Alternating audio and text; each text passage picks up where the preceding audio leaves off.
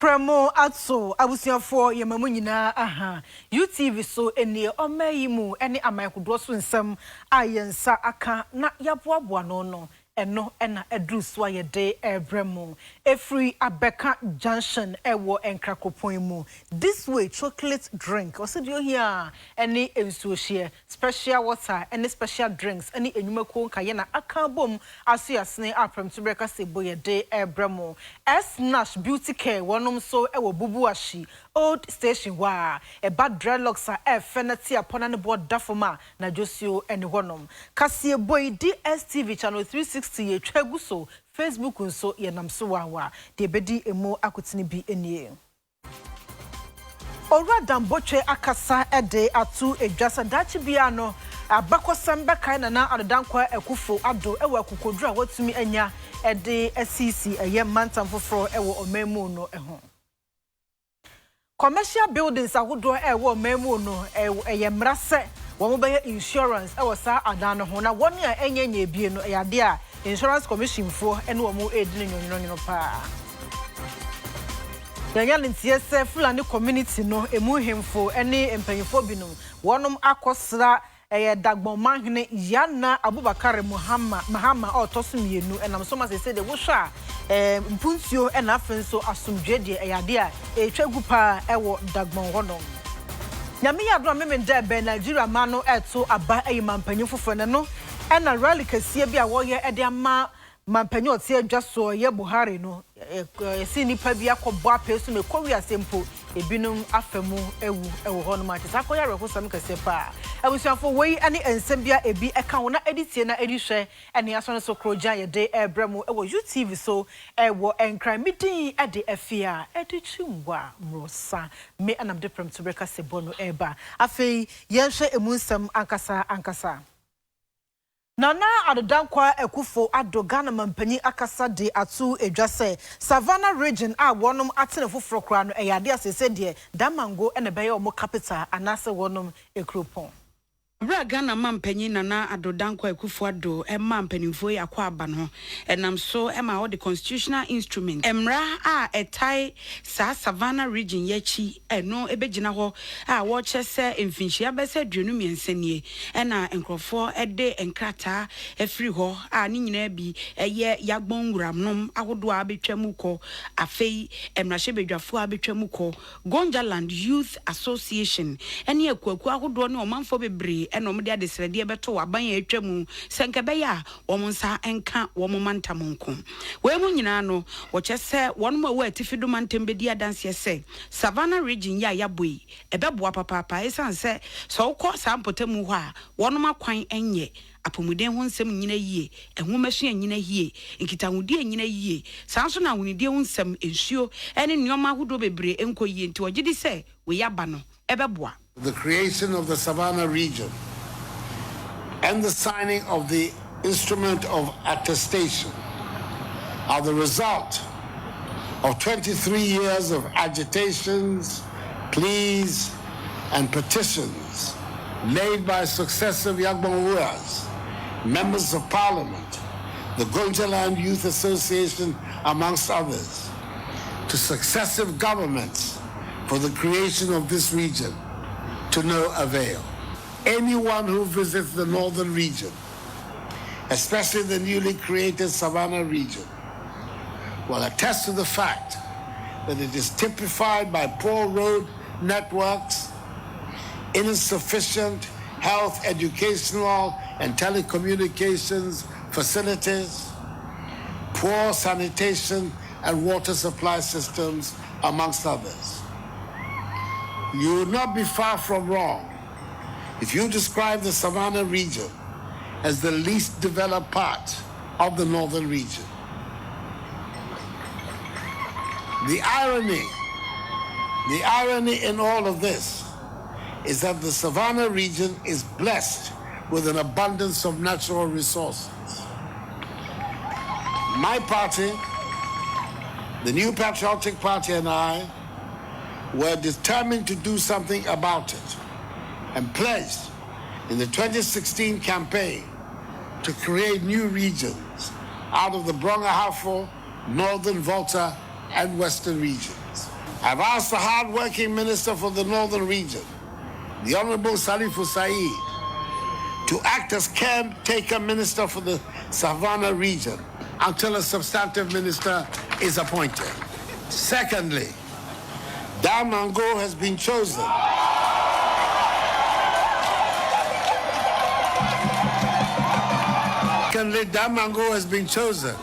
as the capital of the Savannah Region.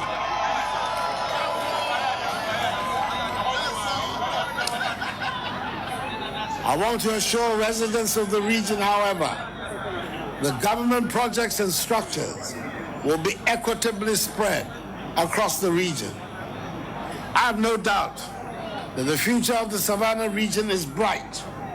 and that it will touch the lives of every resident and help build the great nation of Ghana that we all desire.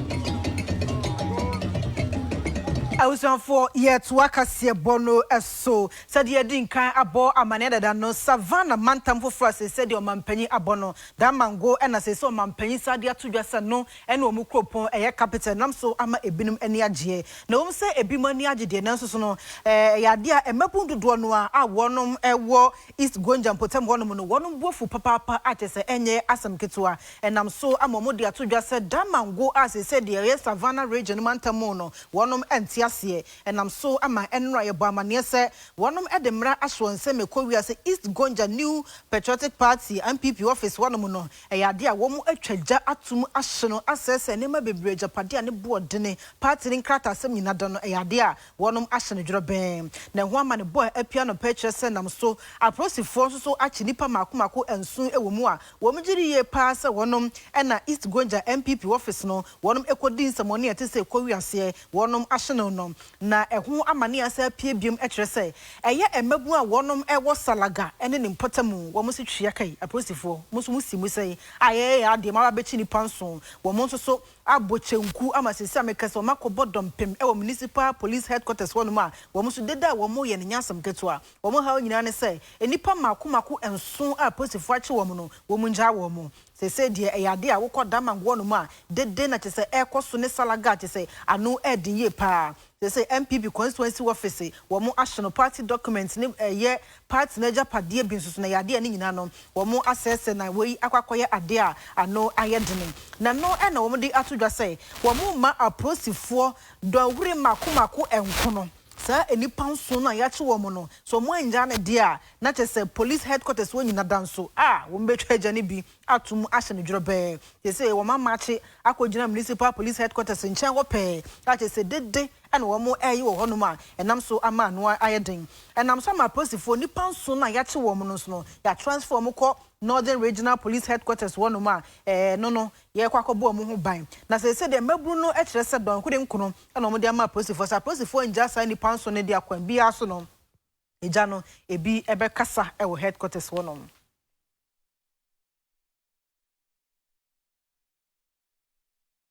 I was for year to Akasia Bono so Oradan Kwaku Botre Akasa ede atudwa se dachi bia no eyade abakosam ebe kai na adedankwa akufo ado ewa kokodura wotumi enya na wode atete mantam foforo new regions ewo Ghana hase no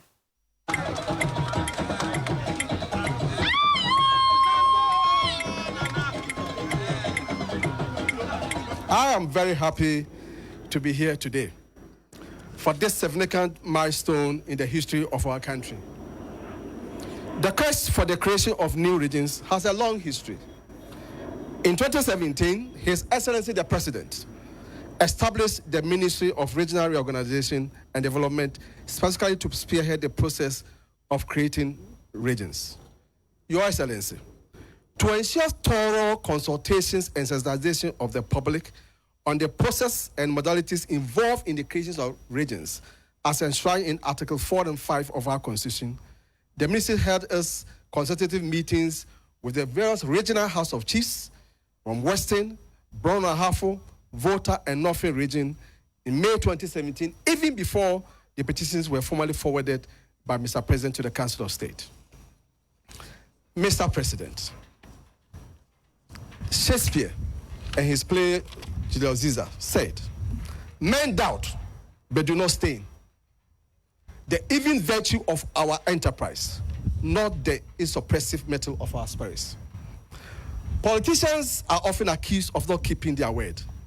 breaking promises, and not keeping faith with those who've waited for them. There was some doubt when His Excellency the President, Nana Dankwa Akufo-Addo, embarked on this venture to create new regions to reflect and fulfill the deeply and long-held aspirations of our citizens in those affected areas. There were even predictions of national tension, and attempts were made to denegate the long-held desires of our fellow citizens. In the face of such doubts and hand-wringing, it took a key leadership quality to ensure this went ahead. Leadership of courage allied to a firm vision. Courage that strengthens and puts steel in the endeavor of all men. Our president exhibited raw political courage, and we who serve had no choice but to respond to that courage and to help navigate the difficult political, social,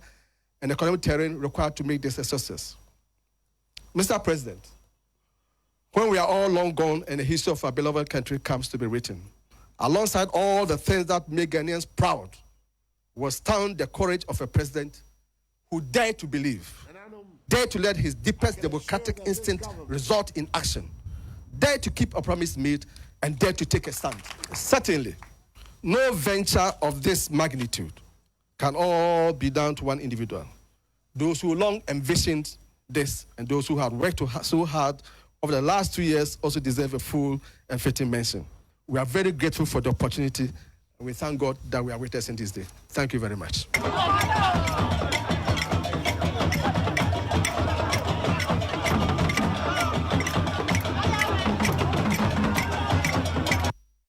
I was here for Yademo Air Code Jubilee House, Sansa Enra, Savannah Region, Chesayati, Dada Ewo Memo, no Embra Ebo Echidomno, Enra in some company edited Dra Ewo Jubilee House, a Korea simple board, Daman was a one and one more capital now Mukropon, and so Yasi Bono East Region, so Young Jubilee House from Nassia. In developing the new region. Within 1 week of the declaration of the results of the referendum, I constituted a 7-member government committee chaired by the dynamic and sagacious Minister for Regional Reorganization and Development, the Honorable Dan Butcher MP, with the Minister for Planning, the Honorable Jambafo MP, the Minister for Local Government and Rural Development, the Honorable Alima Mahama MP, the Minister for Special Development Initiatives, the Honorable Mavis Hawa Kumson MP, the Minister for Finance, Kenu Furiata, the Minister for National Security, Albert Kandapaya, and the Presidential Advisor, Dr. Kwame Akotufo, as members to plan and oversee the rapid development of Bono East. In the President's 2019 budget statement, an amount of 20 million cedis has been allocated as seed capital for Bono East to help in the establishment of the needed infrastructure for the smooth takeoff of the region. I know one of the concerns of the coalition in Bono East had to do with, quote, appointments to government positions and feelings of marginalization. You will thus be glad to know that soon you will have your own minister hailing from Bono East. Until the appointment of a substantive regional minister for Bono East, I have asked the current regional minister for Bono East, for Brongahafo, the Honorable Evans Opokubo MP, to act as caretaker minister.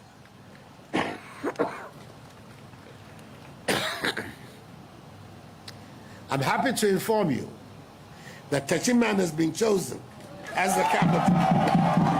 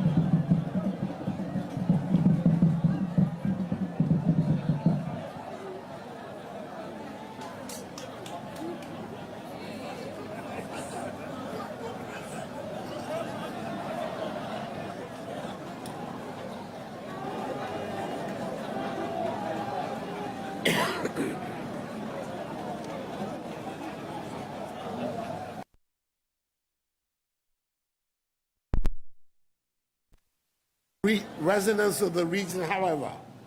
the government projects and structures will be equitably spread across the region. So, Nananom, ladies and gentlemen, this is the day we begin to write the story of growth and accelerated development of Bono East Region. This can only happen if we work together and eschew all forms of narrow parochial interests.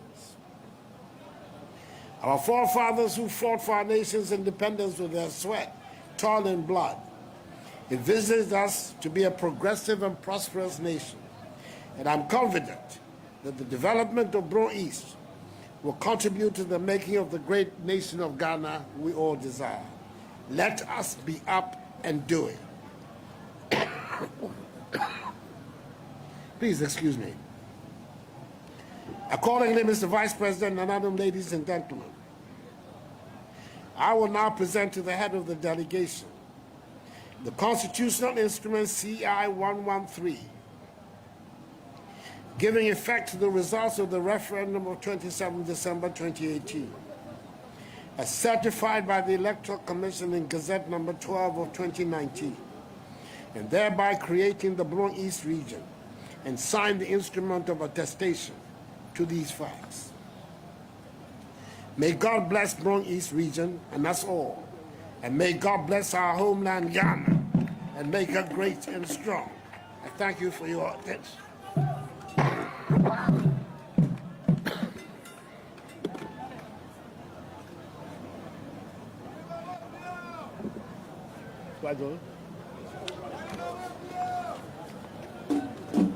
Round of applause, ladies and gentlemen, for His Excellency's speech. Mr. President will now proceed to sign the document of attestation. We will invite the President of the former Brong Ahafo Regional House of Chiefs in the company of 3 other chiefs to witness the signing of the attestation.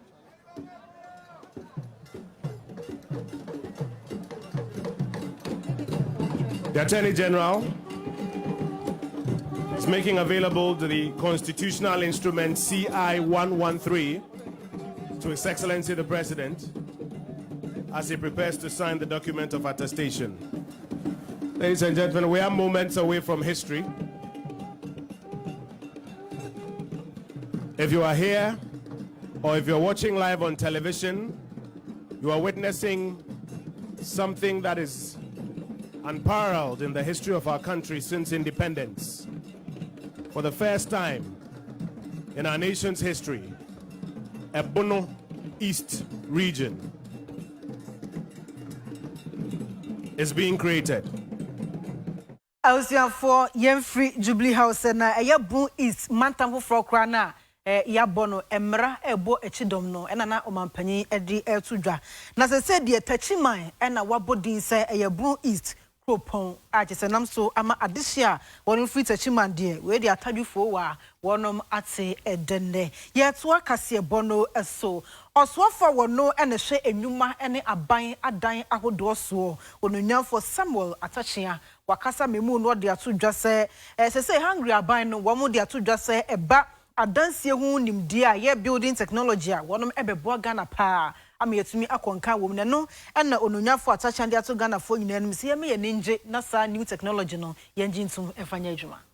Dwafo hwa adan eni adansie ho nsem so Honorable Samuel Atachia e de ato dwa se wokọ hungry manu mu a wo mo de abefo kwan bi e faso esi dan rapid housing technology RHT esi dan e wo hungry e ma enema koyi e de ma wo mo na wo hwe sa rapid housing technology a hungry for ADC dan na e ye contemporantem na e fe pa nefo duba ko 11 days entem no wotumi e de sa abefo kwan no esi 3-bedroom apartment fefa bibia ewom na edan no enhihim na wa hoden a ejina ne nanso a odaseni dem a ebetumi ayeyi eno na honorable Samuel Atachia ede to Ghana for anim say rapid housing technology are hungry for ede ye adwuma no Ghana yenyintum ne yemfa bi mfrase nsisi ya dan ebema adaji bebre ba ye se no eto etwa afi eka ye boy ya densie ho no ne nyina ebon beba fom into say abai any hungry for edin kita ho a enche won beba bebie wo factory e wo memo na rapid housing technology no we frase edi ba ye adwuma e wo mai emo the ye manager ni say adwuma no ba be ye no on person on the factories basis Ghana no on the factories Ghana a kire say raw material no be free Ghana yen crofo bebre ye ni adwuma no factory memo adwuma ye afei enema na e be si dan no so factory na supply like I say we dey e ya double eno na ma manager kase pa ne eye ni kan so say e dan na si onye toy dan yo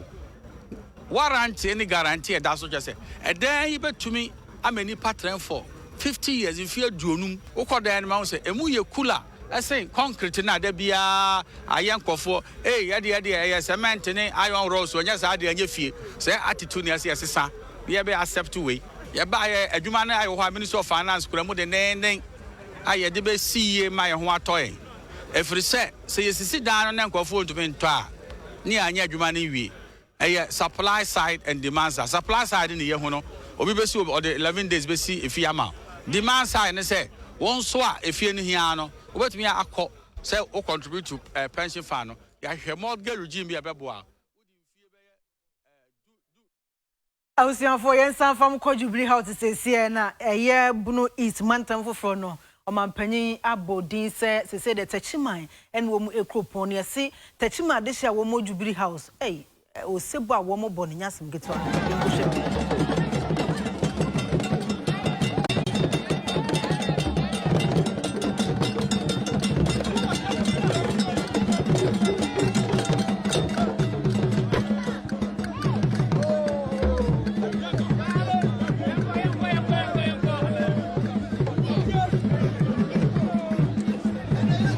Ladies and gentlemen,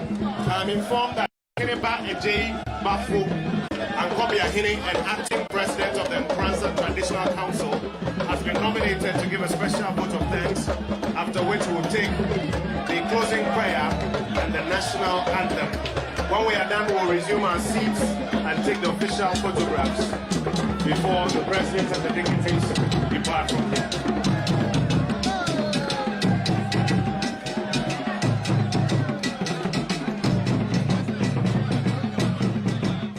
Yetwa Kasia Bono eso apade ekuhudo meche labor unions no wonom ene senate for ewa pambi na no ena sa labor unions si ede ato senate mpanyifo nim se ni die madasa apam no wo monhwe eni so na retirement hu ka aka mu ache na wo muntua no so muntua wo ma mo efi sadre ya ekopem February de toso edunu nwotwe na bedu sada na so muntua de a ene mo ewo mo ni omo bika Koya womo from a Forum for Public Sector Registered Pension Schemes, ya Ekobi se Health Services Workers Union, Ghana Medical Association, any Judicial Services Staff Association of Ghana, any Kobi Ekeka Woshasi no. Womo se senya womo senate adwume ko netina se eye womo sika semhyehyɛ enye sa kwan so ena senate enam so womo nam se bo kwan so edi womo sika. Womo to aso ka se kwan pa e wose senate ebu womo sika mom no National Pensions Regulatory Authority asoye hwe sika sem so asoye hwe di eni enyuma so nyina chia to mu se e wo so mu fa so nyina enu musika e wo ho no abosome miese bia wo mde to contribution statement no eso Executive Secretary with the Civil and Local Government Staff Association of Ghana ano Ora Isaac Bampo Ado woni semtrefo edi ho komo. Judicial Service Occupational Pension Scheme set up by the Judicial Services Staff Association of Ghana JUSAC and the Hedge Master Trust Occupational Pension Scheme set up by the Civil and Local Government Staff Association Ghana, CLOSAC, is deeply worried about the deafening silence from SNIT in implementing agreed modalities in the computation of past credits. SNIT is still using its own basis for the calculation and payment of past credits. After the past credits had been determined as stipulated under the pension law, the logical thing was for the amounts so determined to be transferred to the various schemes approved by the National Pensions Regulatory Authority, NPRA. Churchill for Penny Water Ghana Registered Nurses and Midwives Association ano era perpetual of Uriampofo was say ejumai for umukwa musika iswenti eno mudebetan womo. Afeso Senate and Casano, why omunam sono enya sana sheno etie and into womuntinsi kwampana so enya sadia omnyomu bi kapa. Asama ye kan say pension share foforo ne bae no. Ehu hia say obi a waye edwuma ani sika ewo senate bia na ka wose sa sika no ye yini na edeba new schemes ni mu na mom ye tena ase aye ne senate kasa aye no omugitu mu say past credits no eye sika ewo omo ho anka beye lamsama obi ekọ ahomgye mu aye de be ma no sa sika no so omutua ni na manakọ new schemes ni mu a sebe senate begu enti no ehhehye ye ne omo ehhehye ne say ene sa sika no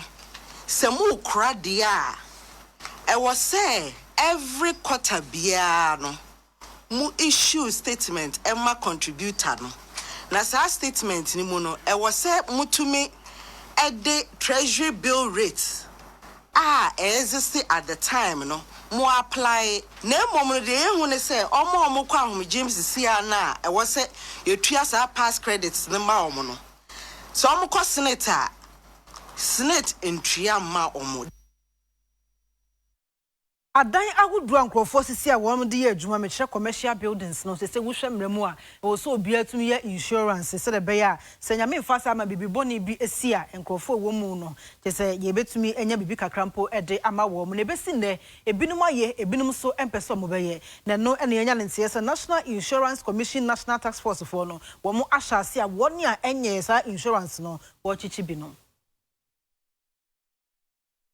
Frasie ehye Ghana yemra emukena wom se emra no eka se omanfo a wom de adan eye wom ankasa enwuma obi wo anu akwaje dan no de ye bank obi de ye offices ni ade no saafo ni nyina e wo se wom insure sa edan no se de be ya ejabi etom anase oye ne bisi a ebebo nwumaefo edan no ene ejapade na ankasa eye oni kono eho eban enso ekame se omanfo bebre na e de commercial buildings ye adwuma wa breko a wo munye insurance bia ema wo madan no International Insurance Commission wo tax force no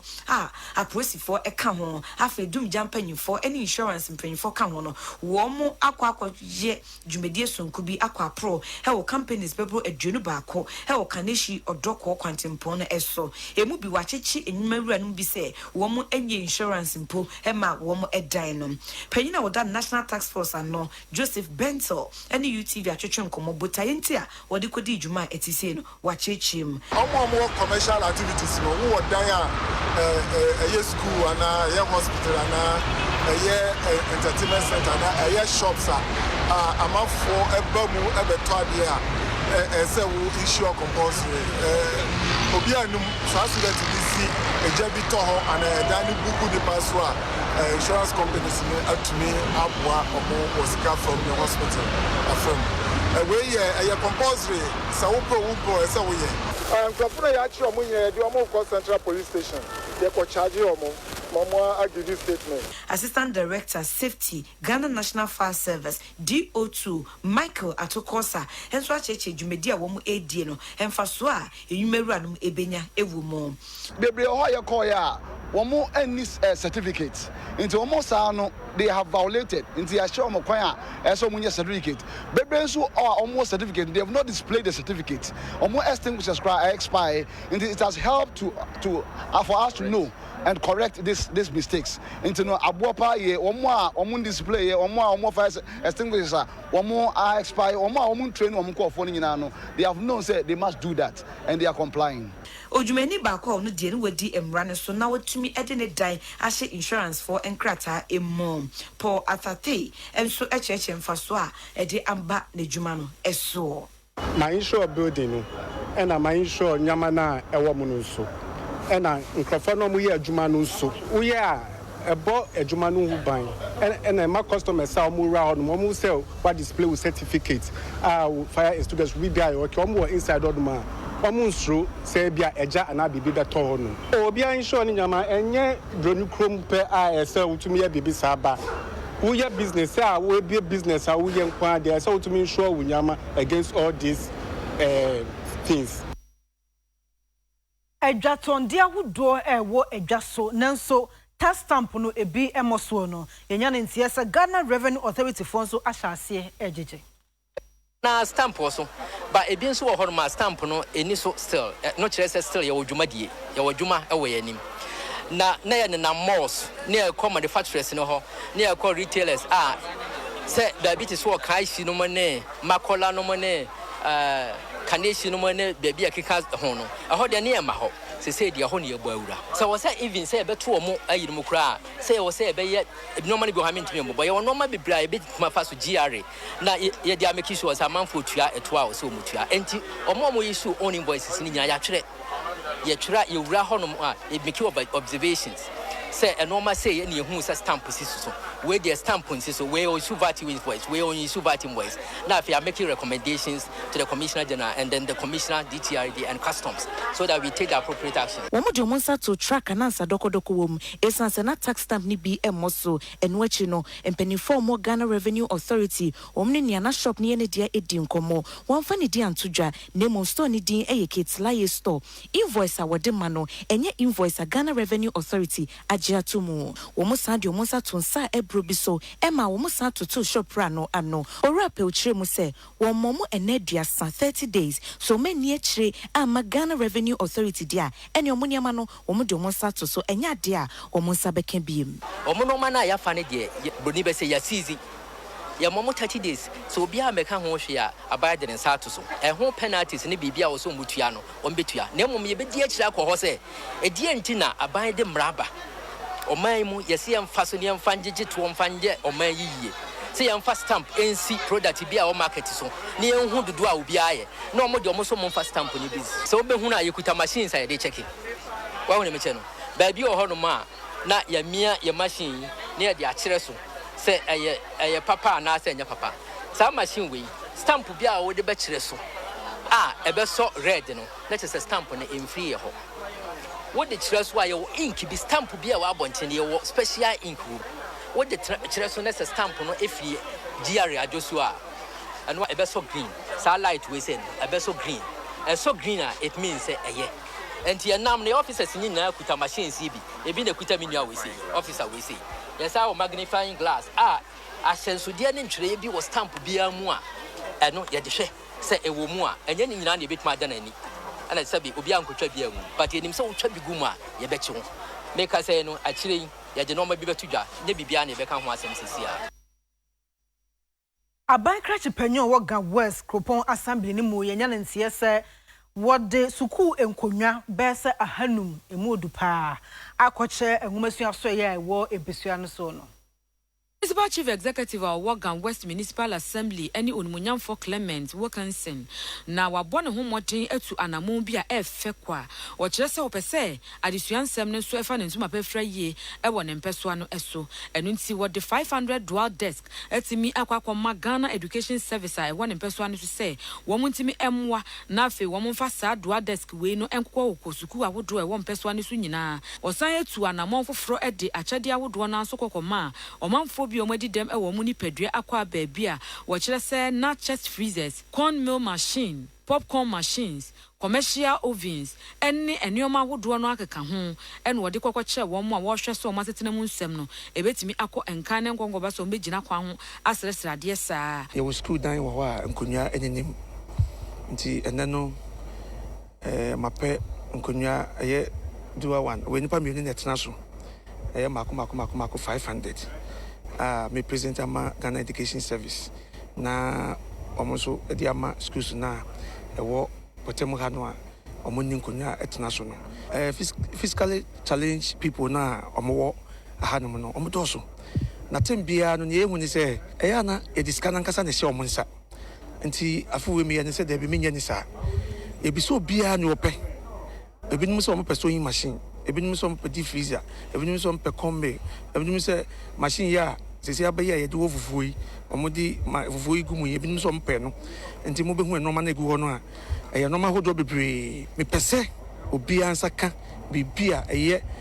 fiscal team bia ɔno nso no betimi di ayɛ adwuma na daakye bia no nso aka sɛ na onya fee municipal no ɛno akyerɛ no ɛne ɛne wɔmanfoɔ yi asɛ bi wɔmɔde dɛm wɔn nipadua akɔ a baabi nso twetwe nkɔmmɔ menya freezer mede kɔyɛ adwuma kakra gya mɛka kyɛ abaa ne sɛ meda no ase sɛ wɔaboa me na mesomɛtumi ɛnyɛ bia mene bɛyɛ biribia me nsa bɛtumi akɔma no nti meda no ase mebaeɛ no mekora ahyɛke m'ani agye paa nti nea meka ne sɛ mede ɔmo nyinaa ase nyame nhyira wɔm ɛyɛ medɛ sɛ nana ama me adi a mede bɛyɛ adwuma mi hu beto mi enti bidana se pa enti nyame nhyira no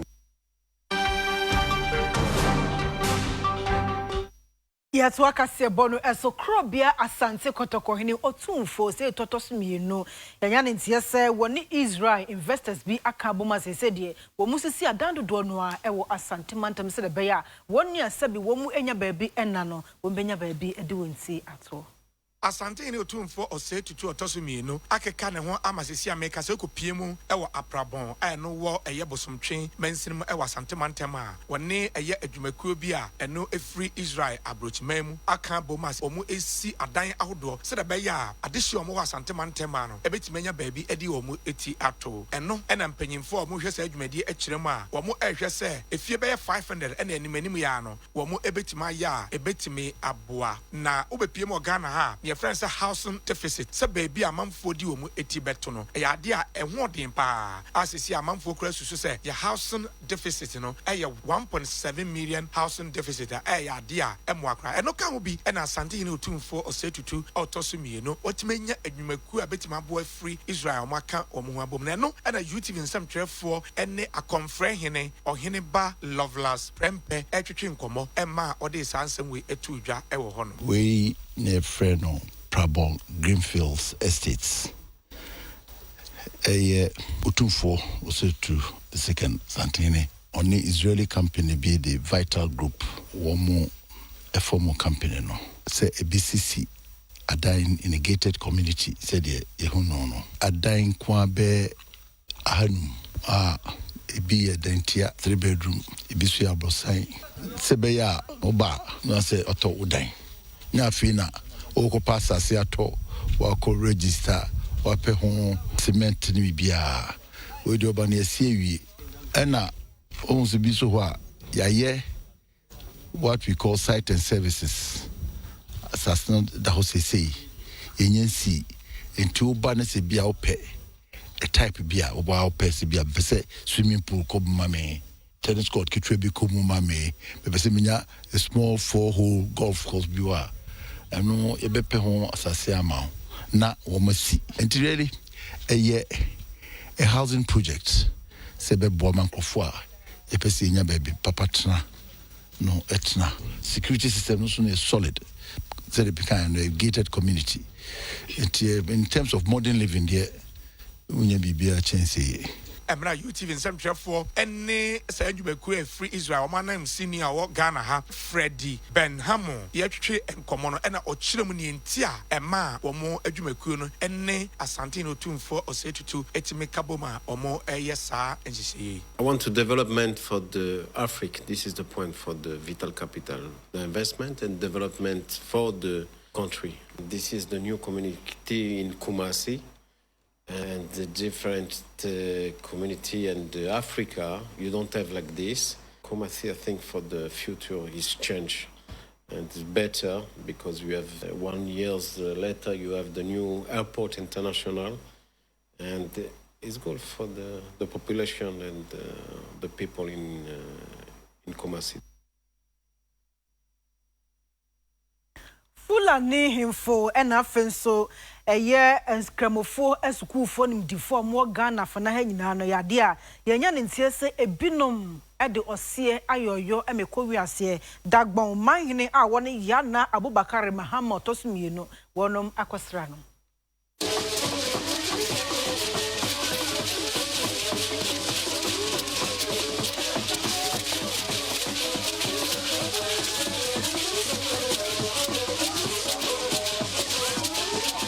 development in Ghana can be traced back to the 14th century, and they help in propagation of Islam as they move from one place to the other, as some great herdsmen were alive. Fulani's activities in Ghana really attributes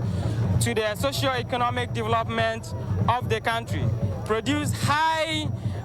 officials in the country since we entered the country way back in the 14th century, and still ongoing. And we are working on to help the development of Dagbon and every society we find ourselves.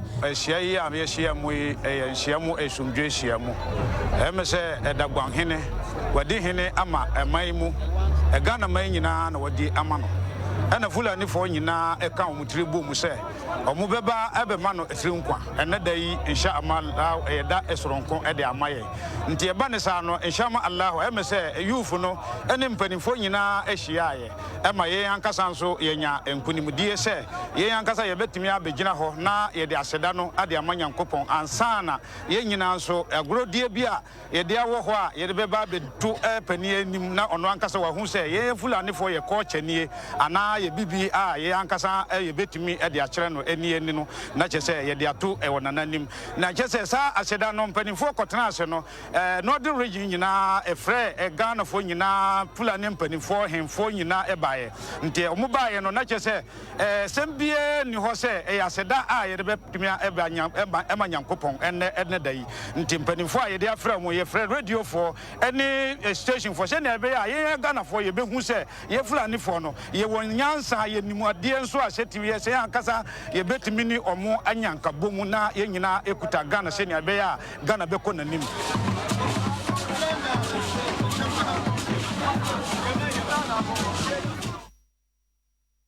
Mohammed Ali nabusuafo wono no oye NDC niama papa ewo Ahanta West Mensinimu na wode atu Ghana fo inanu se ni dema da wonom emwo ne ye penso na sensere be ya wo ha bia wo famu achese bro no so no ye betumi aboa no ama wo free sa wo ha no emu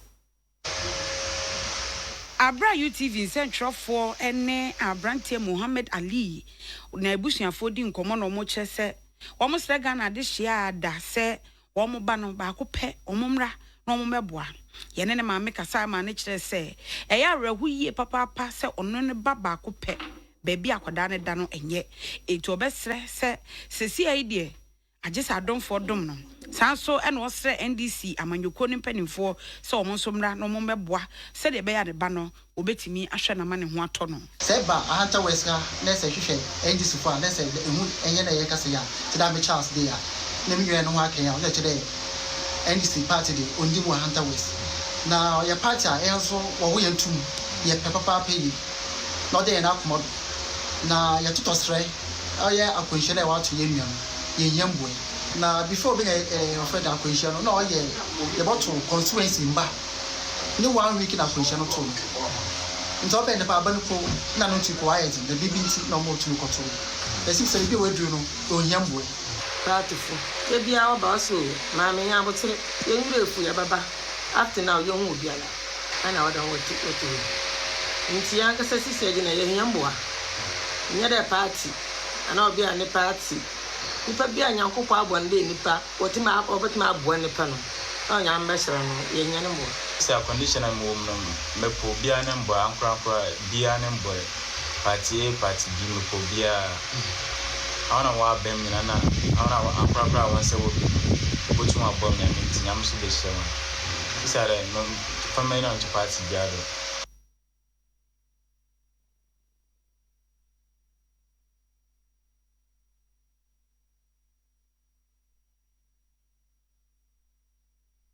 I was for year to Akasia Bono so Diana Hamilton odwumtuni a obon homodin ye power dwumto adwumanimu na afibia wodwumadie sonkwa ya wode ba wasi experience with Diana Hamilton na afi we no eyade a ofedi nka no akoso ama ye keka o chese na yade a energy ye pa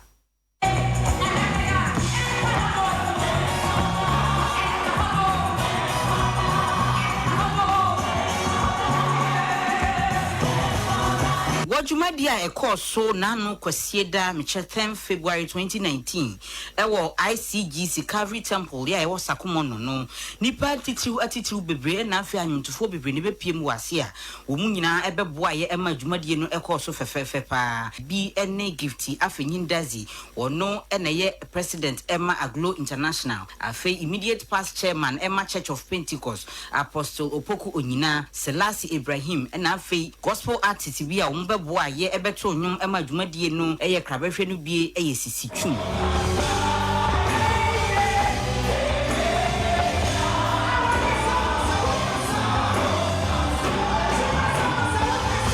kwesi otin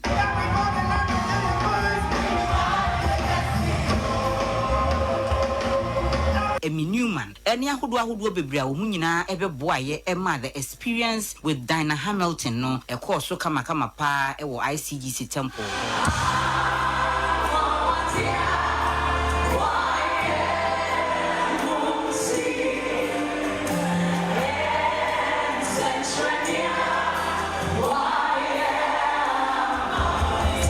Kupon eya adoma kwasieda ebeyi mehye 17 February 2019 ya wo mo ebeye ba konso ewo Kumasi enunti Kumasi fo nyina enhwe animu Dinah Hamilton afa kwanya we so ede tudwase eya na howahoa pa sede nipa bunkam fa so eba experience dwumadie no esan fa kwanya no so ede aseda piesie ema wo mo a wo motumi aboa no ewo dwumadie we mu ne ebroadwe ne ntiase so nyame ma yaresa amwade ne senkyerɛ esi na nyame aye nyame fa saade iso na watimi aboa Dinah Hamilton Foundation na yatimi aboa umo yare umo school umo ntimi nche school fees nyame boa yen nyame aye ma abro adwene ntiase so nyame kan sɛ ma ne so a obetwe akra ama ne ho na nemu nyina mo ho nyesi wodem ha eyadom UTV4 nyame hyira Father Dixon Mr. Kwame Despite nyame hyira mo medamose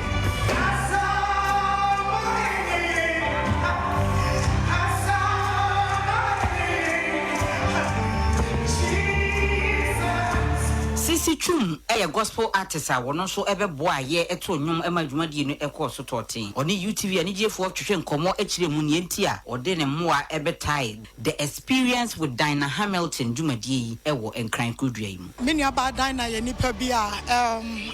I think the gospel industry no no ono so yo bia oye serious ewanya oye no ho enti no otonsa from some member one this is the second time I've been on experience na nyina no mejidi say ye pejanya medini na in the things of God in make us say oye serious at it enti no otonsa from na ye minije pa ne krakra mu ana UTV anije kasefo ye ne wo mo mbepie mu odwumadie no ase ebetontom onyankopon no ebi etwetwe nkomo na sei eno mu de tudwa spiritually I've been empowered and encouraged say maybe nyame ma ye be share wo nyame anim in his presence no the presence does a lot of things in our lives nyame aye ne ebro so amaye na ogusu ye you know Becca said this program has been a success na ye ni age so pa